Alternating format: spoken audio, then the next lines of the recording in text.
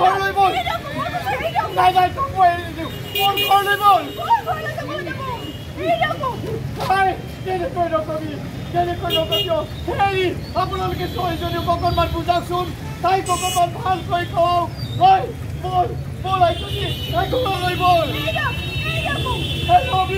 ৰবি আইজনী তই কলৈ কলৈ যাবি আইজনী কিমান দিনৰ পৰা নকবি কেনেকৈ নকবি আই নহ'লে মই মৰি থাকিম কাৰণ তই যে মোৰ সকলো আশা ভৰসাৰ স্থল নকবি আইজনী তই মোৰ জীৱন আই তই মোৰ জীৱন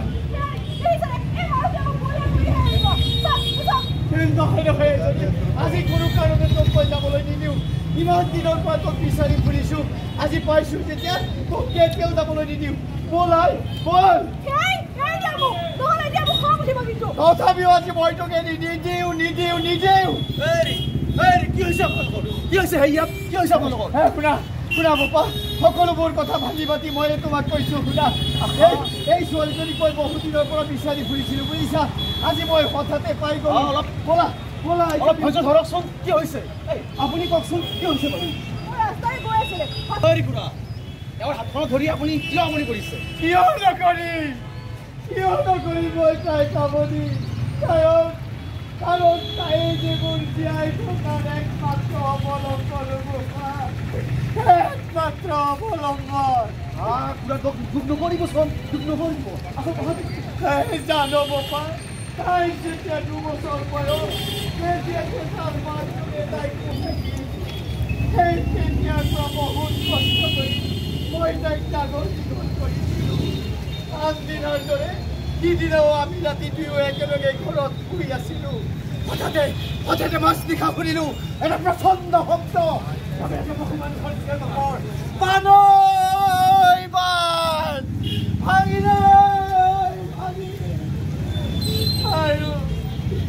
আৰু চকুৰ পলকতে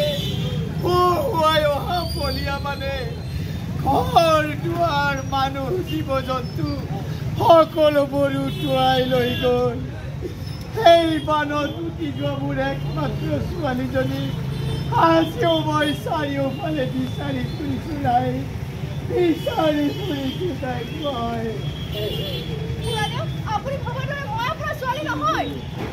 হয় আপুনি ঠিকেই কৈছে আপুনি ঠিক কথাই কৈছে হয় ৰাইজ আপোনালোকে এখেতক ভুল নুবুজিব এখেত আমাৰ গাঁৱৰ ওচৰৰে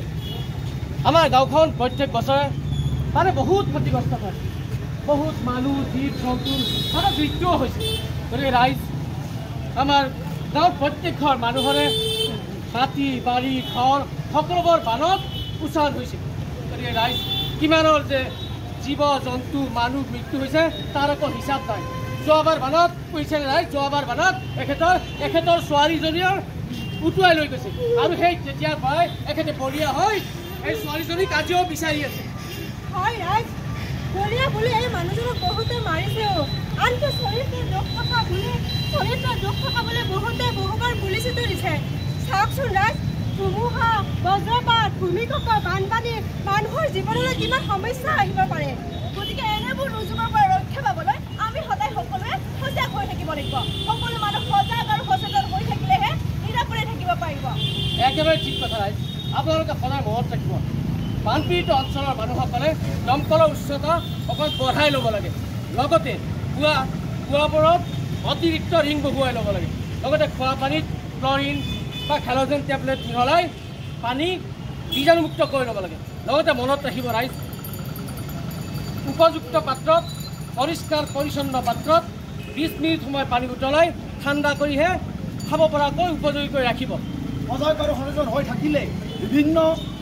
দুৰ্যোগৰ পৰা হোৱা ক্ষয় ক্ষতিৰ পৰা হাত দিব পাৰি হয় নিশ্চয় পাৰি একেবাৰে সঁচা কথা কৈছে বানপীড়িত অঞ্চলৰ সমূহ মানুহে বানপানী অহাৰ আগ জননীৰ পৰাই সাৱধান হ'ব লাগে প্ৰয়োজনীয় খাদ্য বিশুদ্ধ পানী ঔষধ পাতি আদি লগত ৰাখিব লাগে হয় ৰাইজ একেবাৰে ঠিক কথা তাৰোপৰি ৰাইজ আপোনালোকে সকলোৱে এটা কথা ভালকৈ মনত ৰাখিব আমি সকলো মনত ৰখা উচিত ৰাইজ যে বানপানীৰ সময়ত আপোনালোকে উপযুক্ত ঠাই এটুকুৰা আগতীয়াকৈ নিৰ্বাচন কৰি থ'ব, তেতিয়াহে আমাৰ থকাৰ কোনো অসুবিধা নহয়। আৰু লগতে ৰাইজ বানপানী হোৱাৰ সময়ত আপোনালোকে কিছুমান বস্তু লগত ৰাখিবলৈ কেতিয়াও নাপাহৰিব, যেনে ধৰক এখন ডাঙৰ কম্বল, এখন ডাঙৰ ত্ৰিপাল, torch light, charger, mobile, backup charger আদিবোৰ লগত ৰাখিলে আপোনালোকে কেতিয়াও অসুবিধা নহয়। লগতে ৰাইজ এটা কথা সদায় মনত ৰাখিব, হেল'জেন টেবলেট যে আপোনালোকে পানীত ব্যৱহাৰ কৰিব, সেই হেল'জেন টেবলেট পানীত ব্যৱহাৰ কৰাৰ আধা ঘণ্টা পিছতহে কিন্তু পানীখিনি খাব পৰাৰ উপযোগী হৈ পৰে। বানৰ সময়ত যেনে ধৰি লওক সাপ, বিভিন্ন বিষাক্ত কীট পতংগৰ পৰা হাত সাৰি থাকিবলৈ আমি যি আশ্ৰয়স্থান ব্যৱহাৰ কৰোঁ, সেই আশ্ৰয়স্থানবোৰ মানে পৰিৱৰ্তন কৰি ৰখাটো আমাৰ কৰ্তব্য। হয় ৰাইজ, একেবাৰে সঁচা কথা। বানত আশ্ৰয় গৃহত থকা যিখিনি ঠাই আপোনালোকে পৰিষ্কাৰ পৰিচ্ছন্ন কৰি ৰাখিব, নহ'লে আপোনালোকৰ ক্ষতি হ'ব। কাৰণ তাৰ পৰা পৰিষ্কাৰ পৰিচ্ছন্ন যদি নকৰে, তাৰ পৰা বিভিন্ন বেমাৰ আজাৰে আপোনালোকক গ্ৰহণ কৰিব। গতিকে ৰাইজ এটা কথা আপোনালোকে সদায় মনত ৰাখিব, যদি কেতিয়াবা এই বানপানী হোৱাৰ পিছত বা বানপানী হোৱাৰ আগত আপোনালোকৰ হাগনি বা ডায়েৰিয়া হয়, তেতিয়া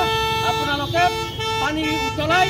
অকণমান ঠাণ্ডা কৰি তাত ORS মিহলাই প্ৰচুৰ পৰিমাণে পানী খাব। আৰু ৰাইজ কেতিয়াও ভুল নকৰিব, নিজে কেতিয়াও চিকিৎসা নকৰিব, আপোনালোকে সদায় ডাক্তৰৰ পৰামৰ্শ লৈহে চিকিৎসা কৰিব। ৰাইজ আপোনালোকে কথাবোৰ শুনিলে নহয়, গতিকে মই আপোনালোক সকলোকে হাতযোৰ কৰি অনুৰোধ কৰিছোঁ ৰাইজ, এই কথাবোৰ আপোনালোকে মন দি শুনক। মোৰ দৰে দুৰ্যোগ যাতে আপোনালোকৰ কাৰো জীৱনত কেতিয়াও নহয়, তাৰ প্ৰতি লক্ষ্য ৰাখি গছ গছনিবোৰ সংৰক্ষণ কৰক, অনাহকত গছ গছনি ধ্বংস নকৰি গছ পুলি ৰোপণ কৰক, তেতিয়াহে জলবায়ুৰ ভাৰসাম্যতা ঠিকে থাকিব। জগতৰ ঘৰত আনন্দ আৰু সম্পৰ্কৰ চমক বজাই ৰাখিবলৈ জৰুৰী হৈছে সকলো আনন্দময় মুহূৰ্তত মৰমৰ উপহাৰ দিয়াটো। সেইবাবে মধুশ্ৰী জুৱেলাৰ্ছে আনিছে সকলো ৰঙীন ক্ষণৰ বাবে বিশেষ গহনা। হীৰাৰে হওক, সোণৰে হওক বা ৰূপৰে হওক,